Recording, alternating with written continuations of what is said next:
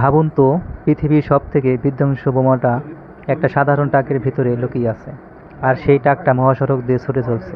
পারমাণবিক বোমা, একটা মাত্র বিস্ফোরণেই যে অস্ত্র পুরো শহরকে মাটির সাথে মিশিয়ে দিতে পারে।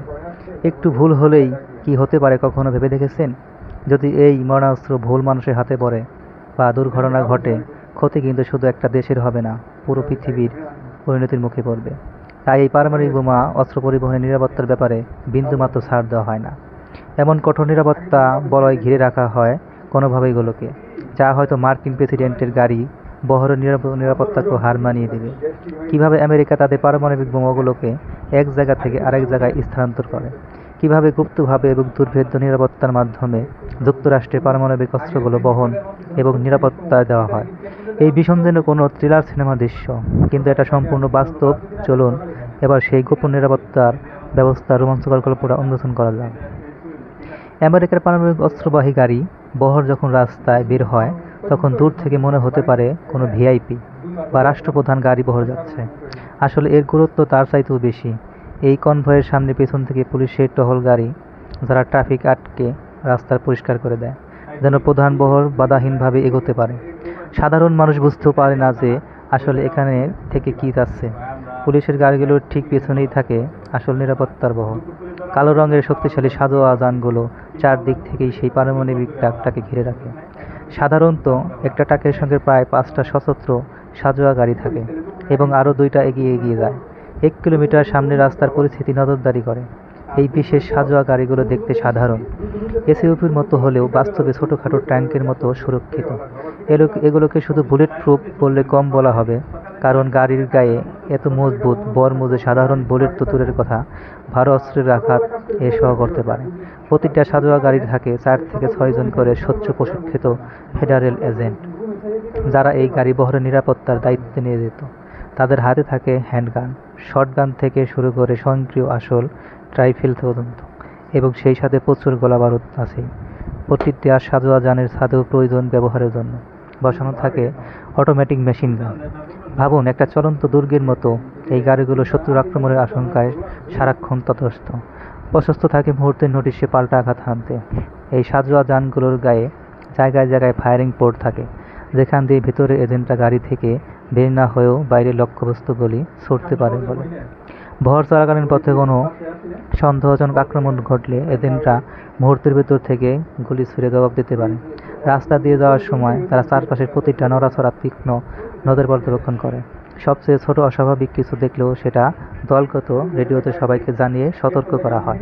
আসলে পুরো কনভয়ের প্রতিটা যান একে অপরের সাথে বিশেষ নিরাপদ রেডিও নেটওয়ার্কের মাধ্যমে সর্বক্ষণ সংযুক্ত থাকে। এই গোপন রেডিও যোগাযোগ একাধিক পৃথক চ্যানেলের মাধ্যমে পরিচালিত হয়। একাধিক চ্যানেল ব্যবহারের উদ্দেশ্য হলো, শত্রুপক্ষ যদি একটা ফ্রিকোয়েন্সি ডেমো করে, তবুও যেন অন্য চ্যানেলের বহর এজেন্টরা পরস্পরের সাথে কথা বলতে পারে এবং সাহায্যের জন্য ডাকতে পারে। উদাহরণ হিসেবে, একটা চ্যানেলের সব সাজোয়া গাড়ি নিজেদের মধ্যে আক্রমণ হলে কী করবে তা সমন্বয় করে। আর একটা চ্যানেলের সামনে দুর্বৃত্ত স্কাউট গাড়িগুলো পরিস্থিতির আপডেট দেওয়া হয়, এবং তৃতীয় একটা চ্যানেল কেন্দ্রীয় নিরাপত্তার কক্ষের সাথে সবসময় যোগাযোগ রক্ষা করা হয়। আলাদা আলাদা কোড নেম এবং এন্ডস্ক্রিপ্ট ভাষায় কথা বলা হয়, যাতে এর অর্থ বাইরের কেউ বুঝতে না পারে। কনভয়ের সাথে যুক্ত থাকে একটা যাতায়াত কন্ট্রোল সেন্টার, যা 24 ঘন্টা রিয়েল টাইম তাদের গতিবিধি পর্যবেক্ষণ করে। কোনো বিপদের আভাস পেলেই এই নিয়ন্ত্রণ কেন্দ্র থেকে সাথে সাথে নিকটবর্তী বিশেষ পুলিশ বাহিনীকে সাহায্য করার জন্য পাঠানো হয়। তবে অতিরিক্ত বাহিনী এলেও সরাসরি কনভয়ের এজেন্টের সঙ্গে তারা মিশে যেতে পারে না। প্রথমে গোপন কোড মিলিয়ে তাদের পরিচয় নিশ্চিত করতে হয়। নিয়ন্ত্রণ কেন্দ্র থেকে আসা বাহিনী এবং কনভয়ের এজেন্ট উভয় পক্ষের কাছে বিশেষ কোডওয়ার্ড পাঠানো হয়। গোপন সংকেতের মাধ্যমে ঘটনাস্থলে পৌঁছে দুপক্ষ পরস্পরকে সেই কোডওয়ার্ড জানায় এবং সেটা যাচাই করে নেয়। কোড মিললে তবেই তারা একসাথে অভিযান চালাবে। যদি না মিলে, তবে নবাগত দলকে অবিলম্বে শত্রু ভেবে প্রতিহত করা হবে। এই পদ্ধতিতে কারণে একটাই, যেন কোনো হামলাকারী ভুয়া পুলিশ বা ভুয়া সৈন্য সেজে কনভয়ের কাছে এসে বিশ্বাস ভাঙতে না পারে। এবার আসি মূল ট্রাকটার গল্পে। এই ট্রাকটা এই মহাবিধ্বংস বোমা বহন করে, সেটা দেখতে অন্যান্য বড় ট্রাকের মতোই সাদামাটা মনে হতে পারে, কিন্তু এটা মোটেও কোনো সাধারণ ট্রাক না। এটার পুরো দেহটাই বিশেষভাবে তৈরিকৃত ইস্পাতের কঠিন বর্মে ঢাকা। কোনো সাধারণ যন্ত্র দিয়ে এই ট্রাকের গায়ে ছেদ করা বা কাটা অসম্ভব। এমনকি ভয়াবহ দুর্ঘটনা বা বিস্ফোরণ এর গায়ে সহজে ফাটল ধরবে না। যদি একে আগুনের মাঝেও ফেলে রাখা হয় তাহলে ট্রাকের ভেতরে যে পারমাণবিক বস্ত্র আছে তা বেশ কয়েক ঘন্টা পর্যন্ত নিরাপদ থাকবে। এতটা থার্মাল প্রোটেকশন দেওয়া থাকে এর গঠনে। চালকের কেবিনটা সম্পূর্ণ বুলেট প্রুফ এবং বোমা প্রুফ। বাইরের দিক থেকে এর দরজা খোলার কোনো উপায় নেই। কেবিনের দরজা কেবল ভেতর থেকেই খুলবে। ট্রাকটার ওজনও অন্যান্য সাধারণ ট্রাকের তুলনায় অত্যন্ত বেশি। শত্রু ইস্পাতের বর্ম আর বিশেষ কিছু যন্ত্রপাতির কারণে এই ট্রাক দানবের মতো ভার। অতিরিক্ত ওজনের কারণে খুব দ্রুত গতিতে ছুটতে বা মোড় নিতে এই ট্রাকটা কিছুটা ধৈর্যগতি, যা আপাত দৃষ্টিতে একটা দুর্বলতা মনে হতে পারে। কিন্তু এর মধ্যে লুকিয়ে আছে আরেকটা চমকপ্রদ ফাঁদ। ধরুন সমস্ত প্রতিরক্ষা ব্যবস্থা ভেদ করে কোনোভাবে আক্রমণকারীরা ট্রাকটার নিয়ন্ত্রণ নিয়ে এলো, আর যদি ট্রাকটা ছিনতাই করে দ্রুত পালাতে চায় তবে সঙ্গে সঙ্গে সক্রিয় হবে ট্রাকের বিশেষ স্বয়ংক্রিয় আটক ব্যবস্থা। ট্রাকটার চাকা এবং অ্যাক্সেলের সঙ্গে লাগানো আছে বিশেষ বিস্ফোরক চার্জ, যা নির্দিষ্ট সংকেত পেলেই মুহূর্তের মধ্যে বিস্ফোরিত হয়। এর ফলে হলো ট্রাকের চাকা ভাগে ভাগে বিচ্ছিন্ন হয়ে যায়, চাকার ধার আলাদা হয়ে গিয়ে পুরো ট্রাক মাটিতে ঢলে পড়ে। এই বিশাল ওজনের ট্রাক তখন চাকা ছাড়া 1 ইঞ্চিও সরানো যাবে না।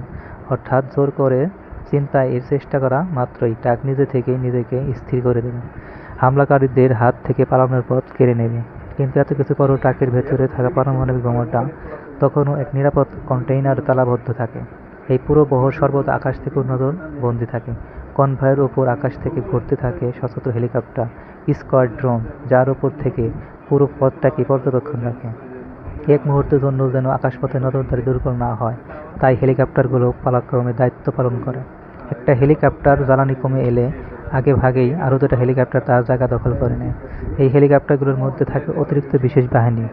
যদি বহর কোনো মারাত্মক হামলার মুখে পড়ে তখন আকাশ থেকে এই কমান্ডো দল দ্রুত অবতরণ করে পরিস্থিতি সামাল দেবে।